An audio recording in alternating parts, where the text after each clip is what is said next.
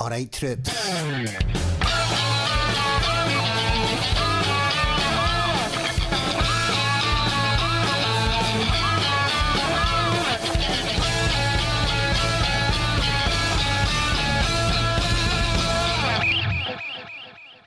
Hello and welcome to That Mental Ginger Show with your host, Andrew Durning, aka The Mental Ginger. Now, my three faithful followers, two things have changed since the last video. First one is, I've had a well-deserved haircut. And the second is I'm wearing Roy Orbison style shades because, as many of you know, one of my sons blinded me in the summer and the injury just keeps recurring. So of course it's back today where I've got a very illustrious guest on. But we'll do our best as we always do. And I might as well introduce the guest while I can. She is an actor, a singer-songwriter, a director, a poet. She's the host of the Am I Old Yet? The podcast and a voice and accent coach. Please welcome Flloyd Kennedy. Flloyd, thank you so much for coming on. It's been an absolute pleasure to get to know you over the last couple of weeks. It's a great pleasure to be invited onto your show, Andrew. Yes. So what I like to do is to start off with the guest's origin story because everybody's got one. So Flloyd, please tell our audience your origin story. Well, I will try to keep it short, Andrew, because it goes back a very, very long way. Oh, not at all, not at all. I'm Australian. I was born in a little town called Yass, just outside of Canberra. Wow. In New South Wales. And then my family moved. So we moved a lot while I was a child. Mm-hmm. We moved from Yass to Caboolture, which is just north of Brisbane. And then we were on Thursday Island, which is at the top end of Queensland, the pointy bit that sticks up, points to New Guinea. Mm. And then we were in Cairns, which is a well-known holiday place where Brits like to go and catch some tropical weather. Beautiful Daintree forest is just inland from Cairns. Then we moved to Townsville, and then my dad got himself working on a little trading vessel up the coast of north is up there, east coast of Papua, as it was back in those days. It was before independence. And he decided to set up a plantation. So my mother and my sister and I went up there. I was 8 at that point. And after 6 months of my mother trying to teach me school via the correspondence school of the air over the shortwave radio, she gave up and sent me off to boarding school with my sister in Townsville. I mean to take note of boarding schools for when my kids grow up, but that's another story. So what was it like going to a boarding school? You hear all these things about, boarding schools like through, the quote unquote media, but what was it actually like in a boarding school? Well, it was a church school. It was run by Church of England nuns. All right. And it seems to me that there are two types of ways that you can react to boarding school. Some children love it. They love just being there with other children and they get on great. And others hate it. I come into the second category. I kind of always put it down to the fact that we moved around so much when I was a child that I never kind of learnt just how to just make friends and fit in. I'm still a bit like that. I still sort of sit on the edge of groups thinking, oh, they don't want to know me. And they're probably thinking I'm a bit of a snob. But if anyone talks to me, I will talk back, as you have discovered. Yeah.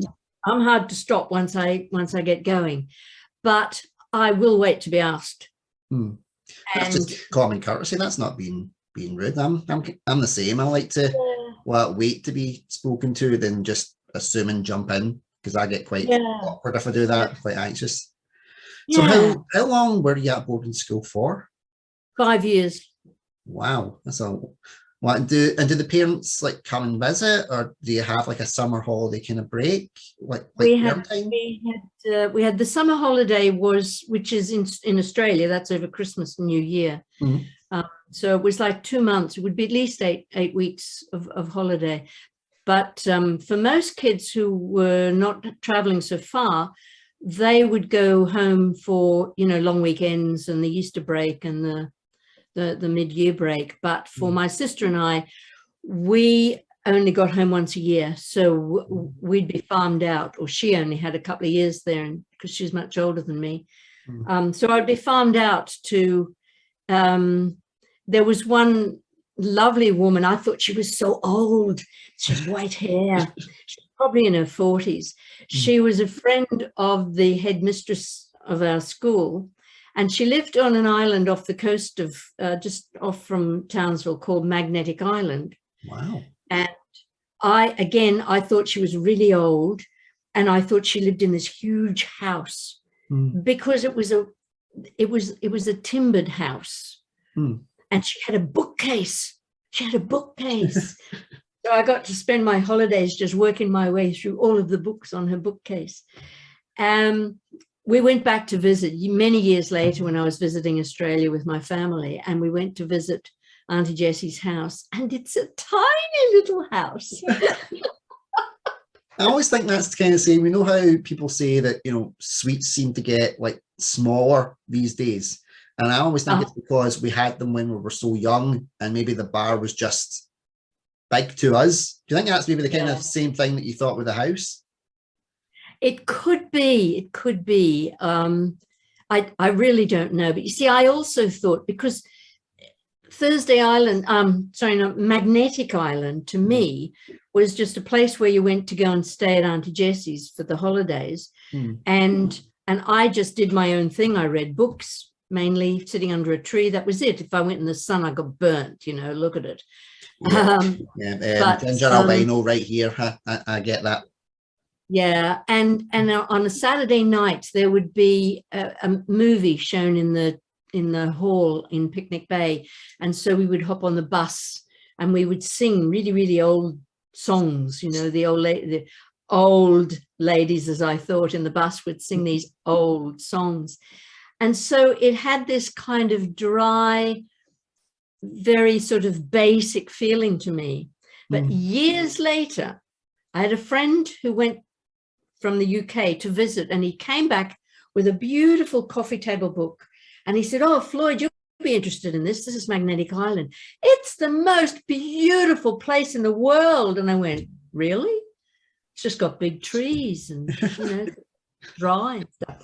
And then I looked at these photographs, and it really is the most beautiful place in the world. But as a kid, there you go. You're looking for the excitement as a kid, and you just think trees, wow. But then as you get older, as you get a bit older, you do appreciate nature a lot more. Look up and look around. I didn't do a lot of that as a child. I was just, where can I go and sit and make up stories in my head somewhere? So how long did you stay in Australia? I left Australia in 1966. Wow. Because I just wanted to be an actor. And in Australia in those days, we had this thing called the cultural cringe, which they've still got, but it's morphed into something else. What is the cultural cringe? The cultural cringe is everything that happens somewhere else is bound to be way, way better than what we've got here. Especially about arts and culture, so theatre, for example, was England was where theatre happened. If it was here, it was just there, It was the same with the visual arts. The artists, they mostly had to, hop on a boat and get over to England or Europe, somewhere in Europe. If you went to Europe and then came back and said, "I'm an artist, I'm an actor, but I've been to London, or I've been to Paris," then they would go, "Oh, you must be really good." That's the cultural cringe. Right. I understand it now. So if you don't mind me asking, because I know sometimes it's not appropriate to ask a woman her age, but how old were you when you came over to the UK? I was 22, so you can do your sums from that. No, don't worry, I'm rubbish at maths. Like, you're only as old as you feel. So Um, what encouraged you to pursue the arts? I just only ever remember wanting to be in theatre. I wanted to act. I did have an aunt who was an actress. I didn't know it at the time. I only learned about it years later. She'd been a child radio actor. Oh, wow. Doing the radio plays and things like that? Radio plays, yeah. And my grandmother, apparently, my father's mother, apparently she was an opera singer back in the day, way before I knew her, you know. I learned was she soprano? Was she alto? I've no idea. She never mentioned it, you know. I didn't know until I was well grown up, you know. Wow. I just, no idea. But the first I can remember really being aware, well, two things. Before we went up to Papua, and we were in Townsville, my sister would be forced to take me with her to the Saturday morning movies where they used to show things which weren't necessarily child appropriate, but that's where you're sent on a Saturday morning. And I would see these old black and white movies made in the 30s about, you know, let's put on a show and being on Broadway and all that. And I just decided that's what I wanted to do. Wow. I went to my aunt ran a dancing school. And so I went to dancing lessons. And as soon as I was on stage doing my singing and dancing, I just went, this is what I'm going to do. Brilliant.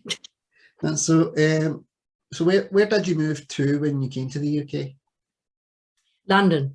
London Was Mecca for theatre. That's where you came. That must have been some ride, especially London in like the late 60s and the 70s. Wow, that to me, that just seems like, for me, what my ideal time to be alive. Like, you've got like the discovery of rock and roll. Like, you've got, at that point, you've had Elvis, you've had the Beatles, Johnny Cash, up and coming ones like David Bowie, Rolling Stones are all coming. I am so envious. Please tell me about it. What's it like? What was it like? I'm really giddy, like a school kid. I'm like, tell me. It was, yes, trying to think of just words, a few words to put into it. Had I been more emotionally mature, it probably would have been exciting and fabulous. As it was exciting and terrifying. I really, really did not know how to handle it. I was essentially a girl from several very small towns. And Brisbane in the 60s was known as the biggest country town in the world. Brisbane people hate it when you say that, but it was true. It was true, very, very parochial. And there was no professional theatre in Brisbane at that time. Wow. There would be touring companies would come up from Sydney and Melbourne, but the regular theatre that happened in Brisbane in those years there were three, what they used to call it, little theatre companies, amateur companies, but they were called little theatre. And there were three in Brisbane, which were actually really good. They were run by people who had experience of professional theatre. They knew how to make theatre in a professional way. And that was my training, was for 3 years in Brisbane before I left. I had working with two of those companies and learning my craft and learning how to make theatre. But remember that cultural cringe. So I'm there, I've been raised to think that what we do can't be all that great because it's just us. And then I got to London, and immediately my friend Kathy that I traveled with, we just start going to the theatre. We went to the West End. You know, we were going to all the different, we'd go 2 or 3 times a week. And it was really boring and dull. And like, it wasn't, it wasn't that exciting theatre that I was there for. Yeah. So you were kind of going around seeing the shows thinking, is this it? What's this cultural fringe that everybody talks about? I thought there had to be something wrong with me, because how could I be sitting there watching this play? Oh, don't sort of, what was it? Don't something me, we're British, no sex, we're British. It was all these farces. Yeah. And I wanted the real stuff. I wanted the good, strong stuff. Mm-hmm. In Brisbane, the year before I came away, we were doing Rita Tushingham's play, A Taste of Honey. We did The Knack. We did the one about Luther. It's called Luther, about the diet of worms, about Luther and his nailing. Really, really strong drama. And here we've got No Sex, Please, We're British. And I'm just thinking, oh my God, this is culture. There must be something wrong with me, because I keep thinking we were doing better stuff in Brisbane, but that can't be right. I'm serious. I'm not joking, Andrew. Wow. That's how my thought processes were going. Did it start to disillusion you from theatre, if you were thinking, what? I mean, nowadays you probably think that maybe there was like a bit of anxiety about you or things like that. Oh, totally. It was anxiety. It was I was actually falling into clinical depression, with the thought processes just going, it's your fault, you're stupid, you're an idiot, all this kind of thing. It was through that, especially during that time when obviously mental health wasn't as predominant as it is now. How did you kind of bring yourself back from that? Well, because obviously it wasn't you. British theatre, as much as some of it is great, a lot of it, pardon my French, ish. And I know I worked at it. This is what I had to learn. I mean, what was happening, the Royal Shakes, the RSC were doing stuff at the Aldrich Theatre, which was stunning, absolutely stunning. Glenda Jackson in US, Us, and the Marat Sard. And then at the Old Vic, the National Theatre was still being run by Laurence Olivier. Wow. With Maggie Smith and Frank Finley and Robert Stevens. That you could go there. I could just live there. Thank you very much. Yes, I think I could. I think if time travel's invented, just put me back there. I'd be okay with that. Just some of the names that you've ran off, amazing. Yeah. So what direction did your career take kind of from that point onwards? Well, I went to a party, which was a farewell party to some Australian guy who'd been here, and he was heading back to Australia. And I happened to meet these Scottish guys, and one of them had a voice that deep chocolate sounding Scottish accent. And anyway, I married him.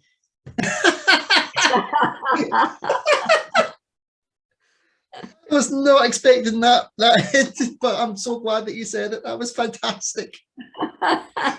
Now, that is not to say that that's what sorted out my mental health, because that had its own challenges. That would be such a great tagline. Depressed, marry a Scot. Yeah, marry a Scot. Yeah. I think my wife would totally disagree with that, but aside from that.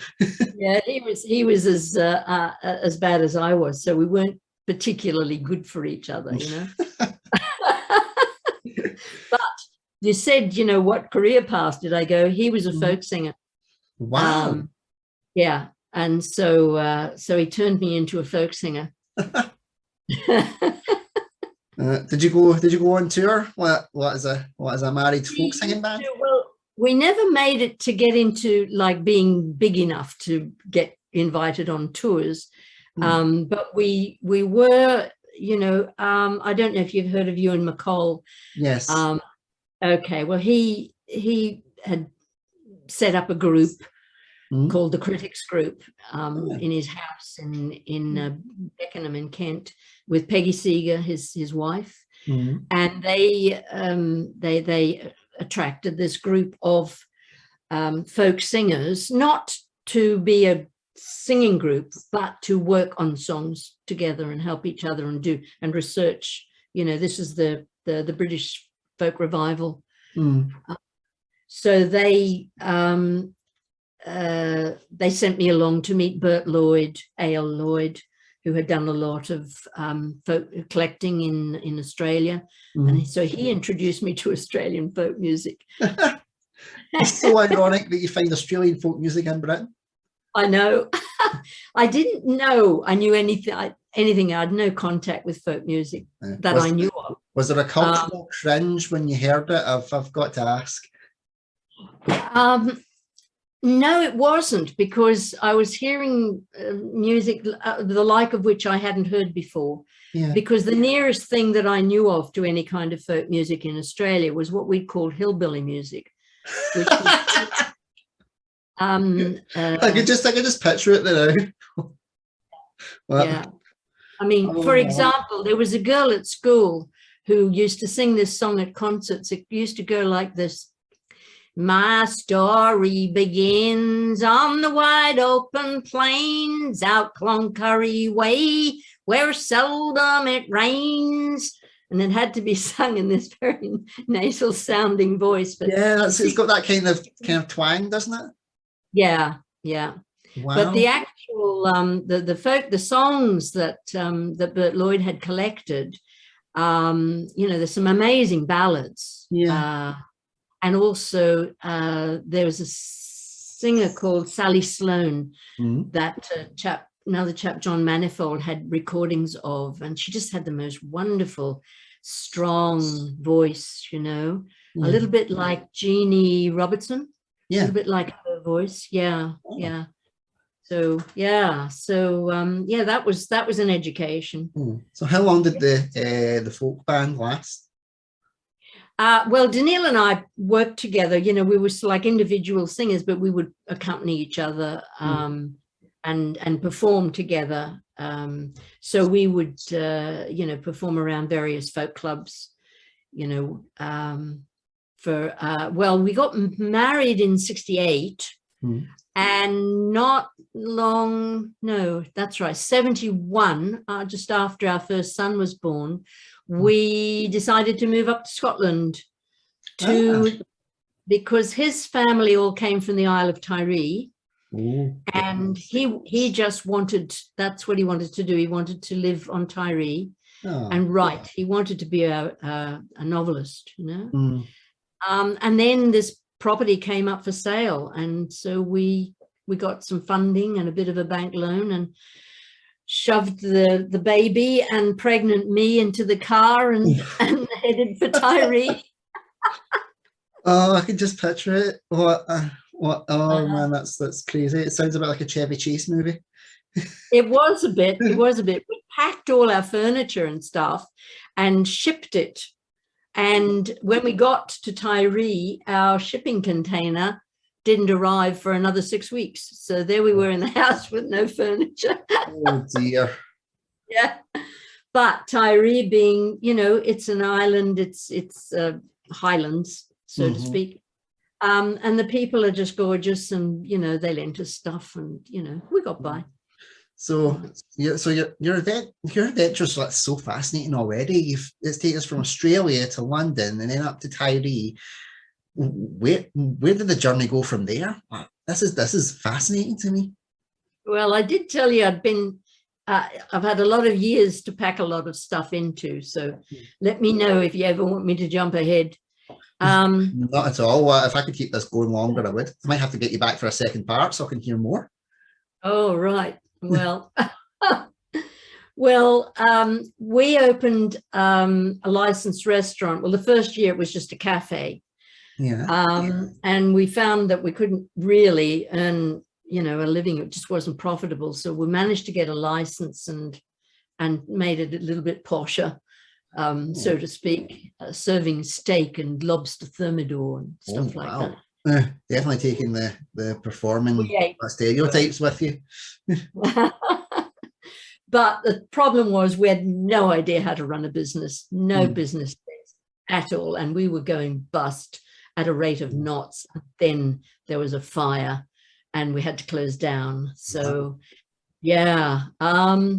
So in an effort to get a job that actually paid enough money so that we could get ourselves out of debt, Daniil, my husband, got himself a job in Nigeria.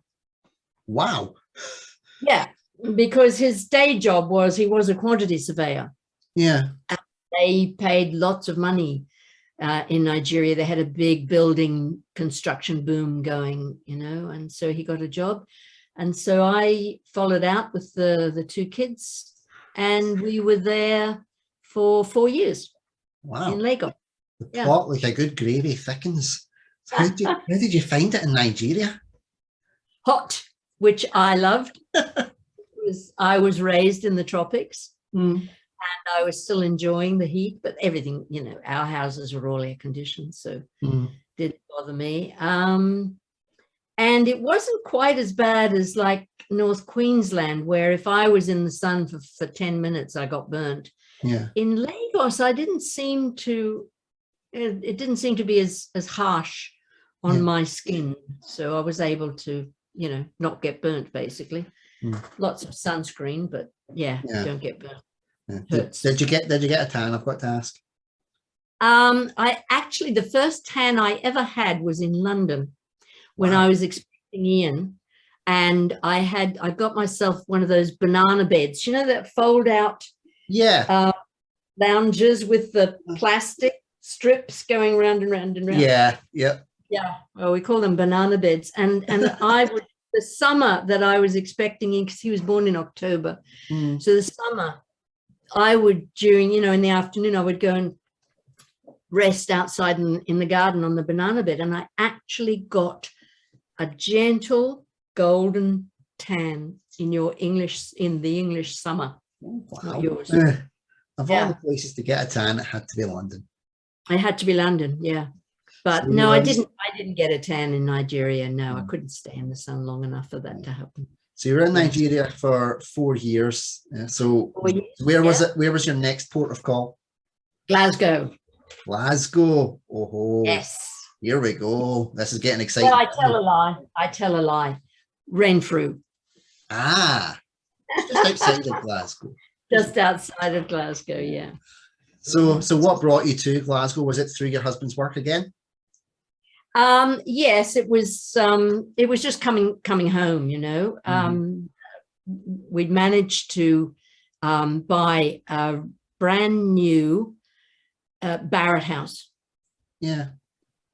Yeah, we had enough money to put a decent deposit on it. You know, we'd paid off all our debt and enough money to put the deposit on a new little semi-detached Barrett house in Renfrew. Wow, that's lovely. Yeah. So what happened next?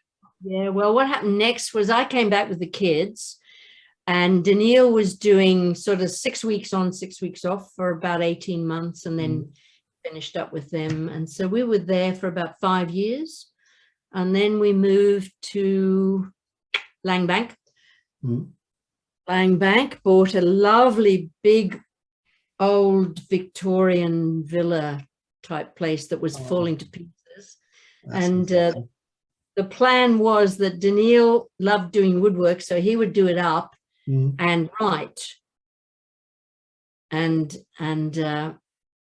so that lasted about 6 months, and we were running out of money. So I got a job in Port Glasgow running drama workshops with the kids.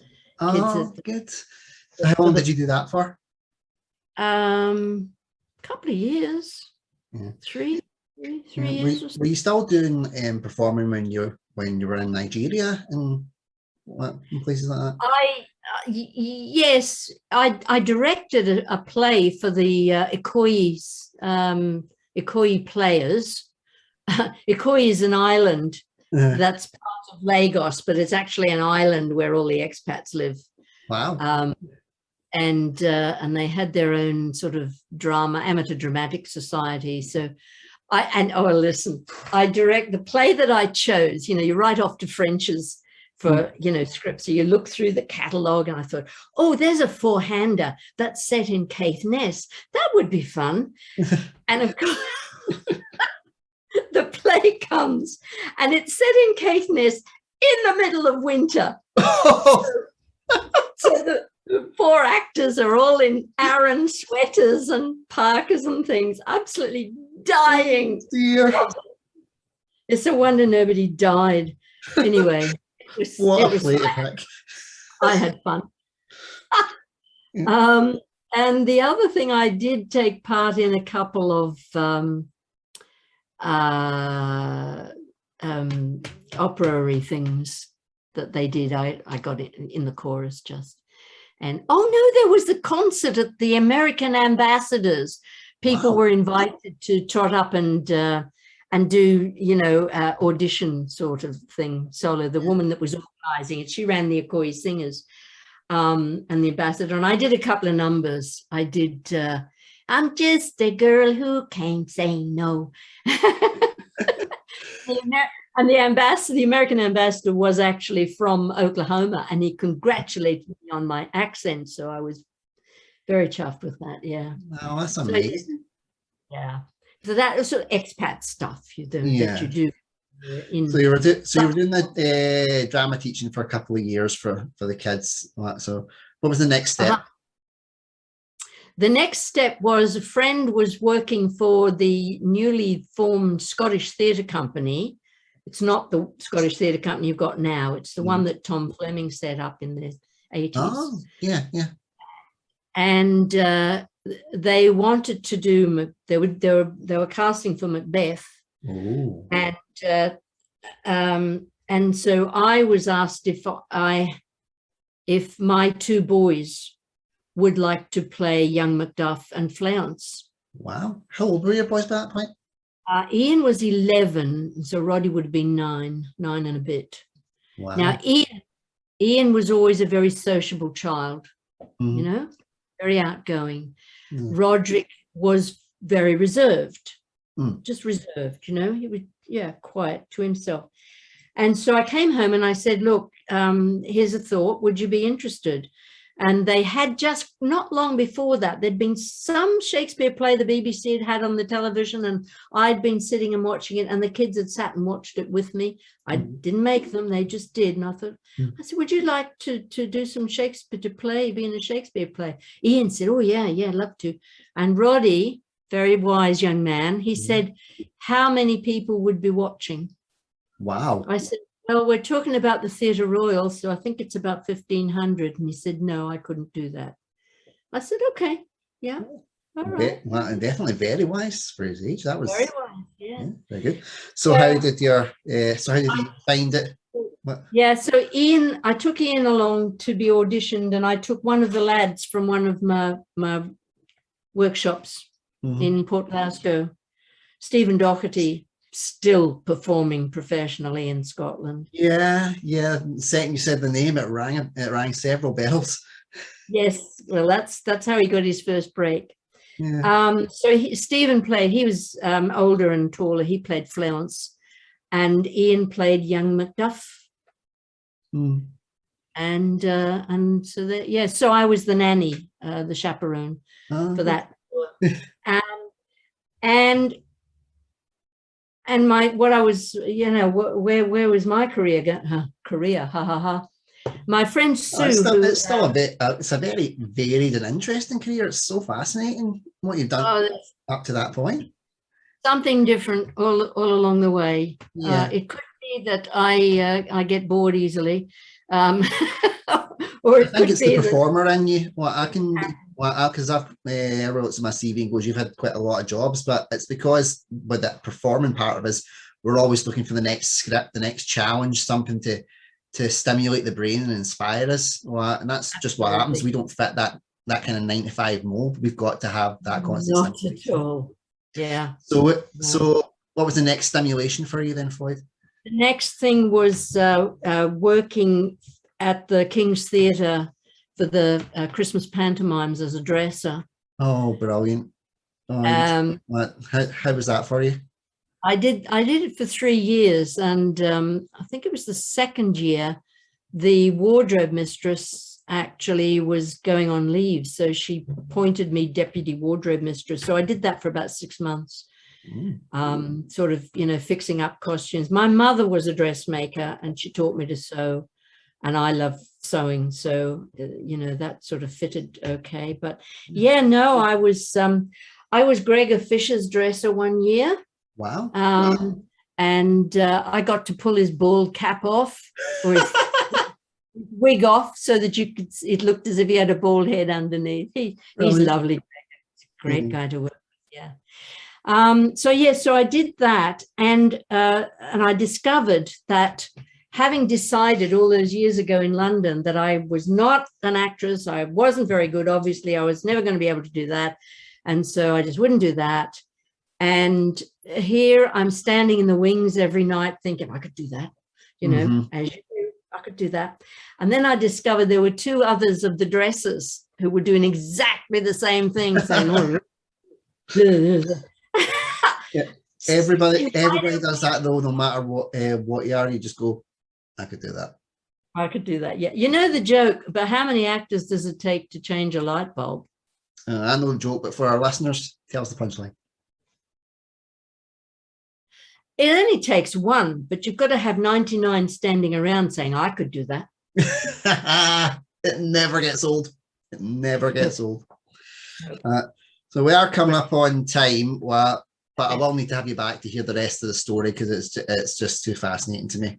Well, I want to talk about your podcast, the Am I Old Yet, the podcast. So what inspired you to get into the podcasting game? What inspired me was, it started as a friend down in London asked me if I would write a sketch, 10-minute. They were running a community theatre in Surbiton, running a competition for people to put material onto the website, in the beginning of lockdown. It was March last year. Yeah. And it was January this year. What month are we? Yeah, this year, January. There we go. Lockdown brain, I'm telling you. Oh, I know that feeling. That's not exclusive to anything. Yeah. Anyway, long story short, I wrote 2 10-minute sketches, but it had to be audio only, and you had to record it yourself. Now, I live here on my own, so I wrote this, and I did all the voices, and I recorded them separately, and I edited them together, and I sent them off, and one of them got accepted and the other one didn't. But the comments I got from the judges were both, oh, these are really, really entertaining, and they're very well produced, and they're really great, but they sort of finished too soon, they should have gone on, but there was a time limit. And I thought, you wanted more? I'll give you more. So and I thought, well, I'll just put them on my website. So I just wrote another couple of them and stuck them and put them on Facebook. And then I thought, there must be an easier way, isn't it? What is this thing that podcast people do? So I did a bit of research. I found Buzzsprout. And I've been doing it ever since, apart from a 3-week break a couple of months ago, when I spent my 3 weeks writing more episodes. It's the performer in you, like even when you're taking a break, you're not taking a break. Like the no, always turning. I just don't do holidays. I never did, really. Don't understand the concept. Yeah, but the thing with the podcast is that once I got going, as far as I'm concerned, I'm making theatre. That's what it is, So I write the scripts. If they are, thank you. Alexa's trying to join in the party. She wants reminding me to put my eye drops in. Okay, you get some for me as well, please. There you go. Just a Zoom drug deal. It's all right. Yeah. So I write the scripts. If they're characters that I can play, I play them myself. If they're not, I invite friends. And so far, I've got friends in Australia, in America, in Liverpool, in London, no, I haven't actually got any in Scotland, although Mark Kidd has agreed to do one for me. I'd forgotten about Mark. I must get onto him. I must write an episode. So that's kind of how it happens. I think of another friend who's an actor, and I say, would you like to do an episode? And they say yes, and then I write the episode for them. That's brilliant.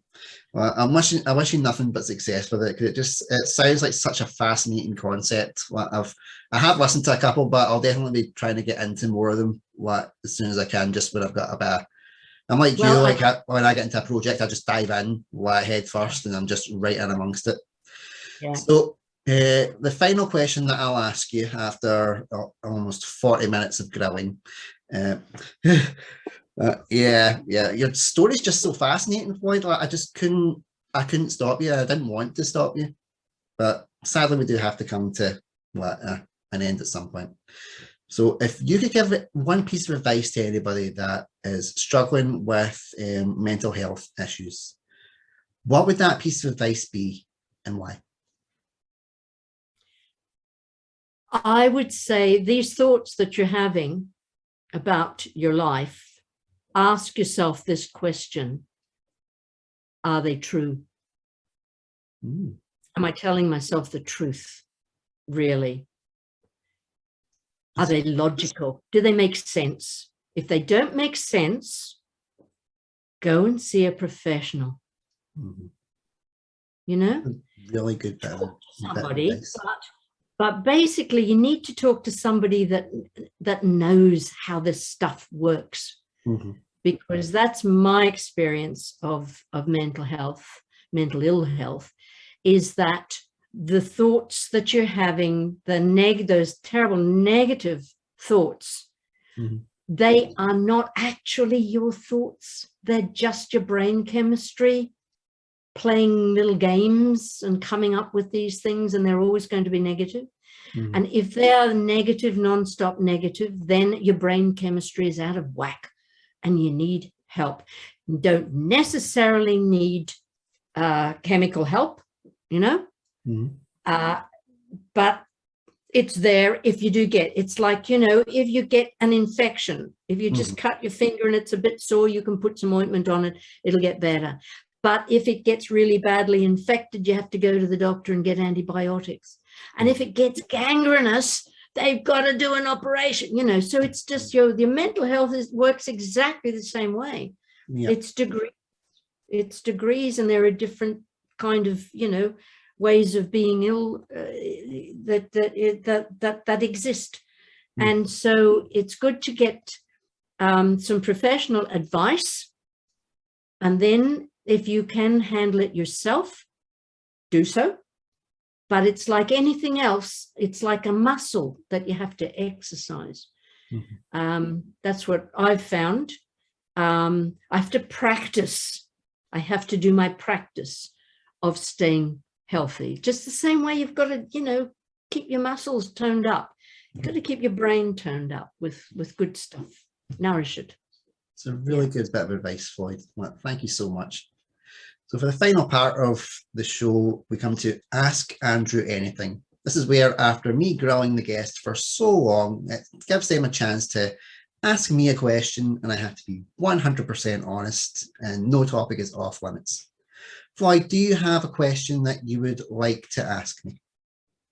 I do, but it's probably a bit unfair, and you may not have the answer, but my question is, it's the same question that every podcaster is asking all the time.